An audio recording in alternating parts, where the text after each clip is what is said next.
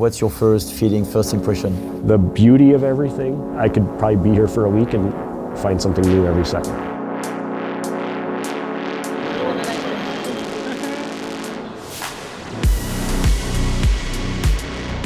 So, hi everyone, we have the pleasure to have Mike with us today. He's been very close to the brand for the last 4 years.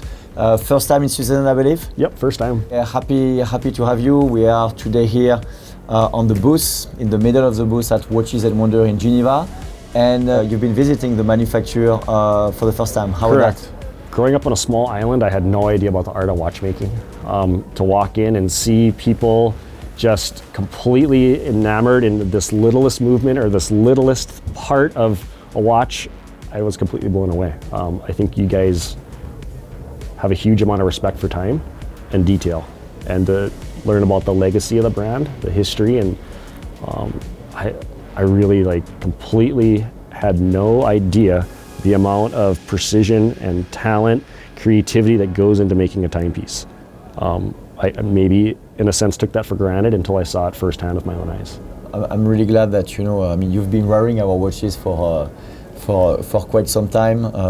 Sometimes in tough condition. Yeah.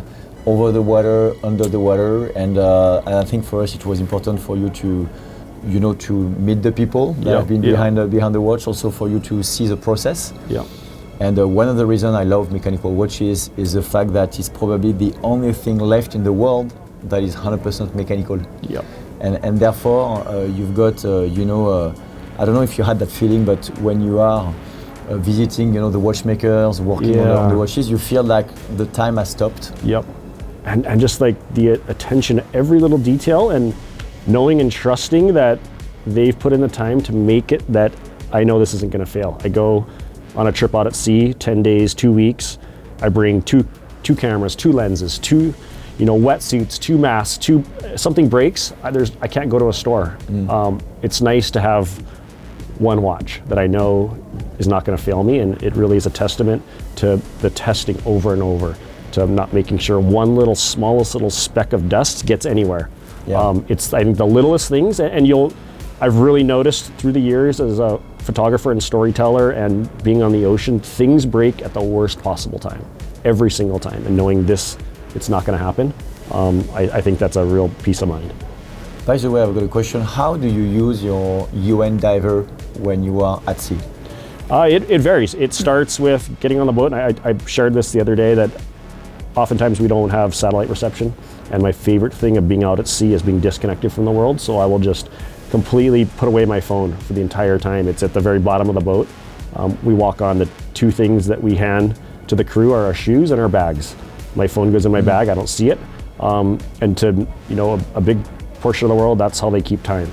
It's nice to have a timepiece that I have on my wrist. I look at it to wake up. It's time to get up, it's time for the first dive, it's time for breakfast, it's time for lunch, it's time for a surface interval. The amount of time that we spend on the boat between dives is very important for things like decompression sickness. And then also when I'm under the water line and I've got the camera in my face and I'm surrounded by 4 or 5 sharks, I lose sense of time. You see these sharks swimming the most incredible dance you've ever seen, and it could be 5 minutes, it could be 5 hours. I really have no idea unless I look at my wrist. It's an invaluable tool as my camera. So today we're at Watches and Wonder. Maybe I'll tell you more about why we've conceived the booth and why we are here. But what's your first feeling, first impression? The one word I would say, and the honest word, is overwhelming. Overwhelming with the technology, the attention to detail, the colors, the beauty of everything. I could probably be here for a week and find something new every second. It's beautiful. It's incredible. So I know, months ago, this entire setup was probably on a 3D file, and you're looking at it. When you see it completely built out, how does that change? For example, I made a book on sharks, and I looked at a PDF file, and I looked at those images for a year. And then getting the first copy of the book and feeling the weight and feeling everything tangible, how does that, walking in here and seeing everything built out from that those concepts on the computer screen?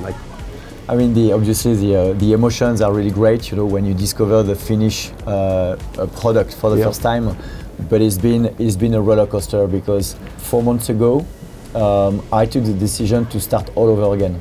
Not that what the team and we've been working on was not good, but I felt that it was not fully aligned with what the brand stands for, what our sports line, the Dive collection, stands for, and what the Diver Air, the start product that we are launching this year stands for. Beginning of November, I said to the team, I'm giving myself a couple of weeks to reflect on whether or not we start all over again or we continue. In my guts, I knew that we had to start all over again, but when you do that, preparing a Watches and Wonder takes a year. A year, and you need that year from the start of the process to delivering the Watches and Wonder. So I knew that if I was taking the risk of starting all over again, the risk of not having the booth built on time is massive. And mid-November, I had a meeting, with the team and with the agency that helped us building the booth, and I said I've got two news. One is bad news, one is good news. The bad news is we're gonna start from scratch. The good news is I know exactly what we're gonna do. And so we went into that process of redoing at a fast pace, the whole process of making the booth.